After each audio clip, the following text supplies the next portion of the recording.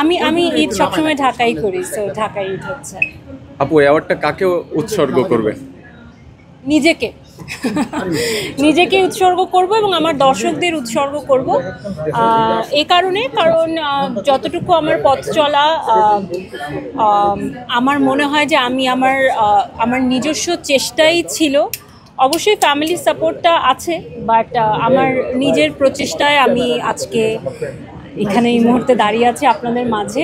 আর দর্শকদের এই কারণে, বিকজ দর্শকরা ভালোবেসেছে বলে, আপনারা ভালোবেসেছেন বলে, সেটাও আমাকে আজকে এখানে দাঁড় করিয়ে রেখেছে।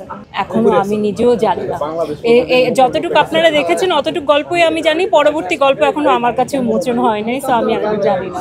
ঈদ নিয়ে পরিকল্পনা ইউজুয়াল, আপনারা যেভাবে ঈদ কাটাবেন আমিও সেভাবে ঈদ কাটাবো, পরিবার পরিজনের সাথে, বন্ধু বান্ধবের সাথে। এই তো দুঃখের বিষয় হচ্ছে, আমার কাছে মনে হয় সালামি দেয়া নেওয়ার ট্রেডিশনটাকে আমি জানি না, আমার আশপাশে আমি খেয়াল করেছি কমে গেছে। আপনারাও কি ফিল করেন যে ব্যাপারটা কমে গেছে এখন? আমার কাছে মনে হয় যে এগুলো তো আমাদের সংস্কৃতির একটা অংশ ছিল। সামহাও আমি খেয়াল করেছি যে সালাম করার বিষয়টা, সালামি নেয়ার বিষয়টা, আগে আমরা ছোটোবেলায় যেভাবে কম্পিটিশন করতাম, কে কার আগে বড়দের সালাম করবে এবং কে কতটা সালামি পেল, ওটার যে একটা মজা ছিল, কোথাও না কোথাও আমার মনে হচ্ছে এগুলো হারাতে বসেছে।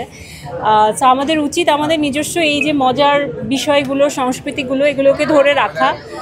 সো যেহেতু কেউ সালাম করে না, সো সালামি দেয়া হয় না। আর আমার নিজেরও সালামি নেওয়ার বয়সটা মনে হয় চলে গেছে, তো সালামি পাওয়াও হয় না। বরবাদ সিনেমা টিজার যে দেখেছি, ভালো হয়েছে, ভালো লেগেছে।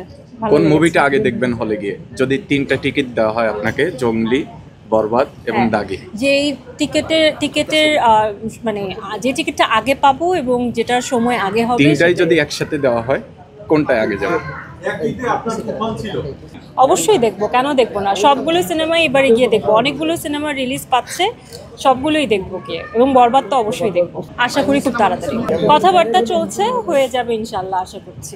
সবই দেখবো, জঙ্গলিও দেখবো, দাগিও দেখবো, সবই দেখবো। আমি তো এরকম কিছু শুনি নাই, জানিও না। আর যতক্ষণ কিছু রিলিজ না পাচ্ছে, কে কোনটাকে ছাড়িয়ে যাচ্ছে, এটা তো বলা মুশকিল। আর আমি আসলে সিনেমাকে ওভাবে দেখি না যে কোন সিনেমা কাকে ছাড়িয়ে যাচ্ছে। সিনেমা আসলে এন্টারটেইনমেন্টের বিষয়, আমরা হলে যাব, এন্টারটেইন হব। ঈদ একটা উৎসব মুখর পরিবেশে হই হই রই রই একটা আমেজে থাকবো। এই নিশ্চয়ই খেয়েছি, আমার ওভাবে মনে পড়ছে না, ভুলে নিশ্চয়ই খেয়ে ফেলেছিলাম, হয়তো সকালে ঘুম থেকে উঠেছি, মনে নাই যে রোজা রেখেছি, সেটা নিশ্চয়ই হয়েছে। তবে ছোটোবেলার রোজার মজার বিষয়ের চেয়ে আমার কাছে খুব মিস হয় ইদানিং আগের সময়টা, কারণ আগের সময় আমরা ছোট ছিলাম, একটা ইনোসেন্স কাজ করতো। বাড়ি বাড়ি গিয়ে আমরা ঠিক ইফতারের আগ মুহূর্তে মা ইফতারের থালা সাজিয়ে দিত এবং আমরা বাসায় বাসায় গিয়ে কলিং বেল টিপে টিপে প্রত্যেকের বাসায় ইফতার দিয়ে আসতাম যখন ছোট ছিলাম, এটাই আমাদের কাজ ছিল। সো এই ব্যাপারটা খুব এনজয় করতাম। ইদানিং খুব মিস করি ওই বিষয়টা। অপেক্ষা করছে আমার মেয়ে কবে বড় হবে এবং আমি তাকে সেই দায়িত্বটা দিব, যে তার হাতে করে আমি বলবো যে যাও সামনের বাসায় বেল দিয়ে তাদেরকে ইফতার দিয়ে আসো। ভাইয়া আমি এত শপিং করি না, আমার এগুলো নিয়ে মাথা ব্যথাও নেই। আমার হাজব্যান্ড আমাকে যা কিনে দেবে আমি তাই পরবো। পার্থক্য হচ্ছে ছোটোবেলায় আমি চাঁদ রাত মানে মেহেদি দিতাম, আর এখন চাঁদ রাত মানে আমি রান্না করি। ঈদে প্রিয় মানুষের কাছ থেকে কি আশা করি? বড় একটা সালামি, যদি আমার সালাম করতে মনে থাকে। পাঞ্জাবি দিব। ওয়ালটন আবারও মিলিনিয়ার অফারে ওয়ালটন ফ্রিজ কিনে আপনিও হয়ে যেতে পারেন মিলিয়নিয়ার। মিলিনিয়ার ছড়াছড়ি দেশ জুড়ে, এটা শুধু ওয়ালটনই পারে।